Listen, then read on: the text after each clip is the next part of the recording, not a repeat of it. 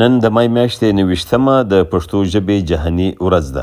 دا مهال په افغانستان، پښتونخوا او نورو نړۍ کې د پښتو ژبیو شمیر تر 6 کروړه زیات دی. دا زموږ د ټولو پښتنو افغانانو ذمهواري ده چې خپله ژبه خوندي کړو او د محترم شریل باچا د شعر په ژبه پښتو ژبه هر رنګه کړه، علم فن یې پر شا بار کړه. ژبپوه نورالله اتل یې د پرمختګ لپاره ځینې وړاندیزونه کوي. پخوا به نکلونه و، کیسې به وي، بدلې به وي، دغسې به له ماشومانو سره غږېدا وه، حجره به وه. نن سبا ماشومان، مور او پلار ماشومانو سره ډېرې خبرې نه کوي، نو د هغه وجه دا ده چې د هغه نه پایله دا راوتلې ده چې بیا ماشومانو پښتو ماته وي یا له دوی څخه هېره سي.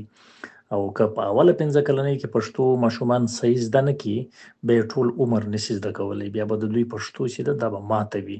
نو ښه خبره دا ده چې څونه ډېر له ماشومانو سره د غږېدا تمرین کولی سئ، دا هغونه تاسې باید وکوئ. پښتانه لیکوالان پر ځای د دې چې په انګلیسي لیکنې وکړي، ښه به وي چې د انګلیسي او نورو ژبو لیکنې پښتو ته وژباړي. ځینې پښتانه بیا په دې اند دي که موږ په انګلیسي او نورو ژبو لیکنې وکړو نو د پښتنو په اړه به د بهرنیانو نظر واړو. دا بیخي ناسم نظر دی، ځکه چې بهرنیان اکاډمیانې لري، پوهنتونونه، انسټیټیوټ او څیړنیز مرکزونه لري چې د نورو قامونو کلتورونه پکې څیړل کیږي. پر پښتو ډیری کتابونه انګریزانو لیکلي دي.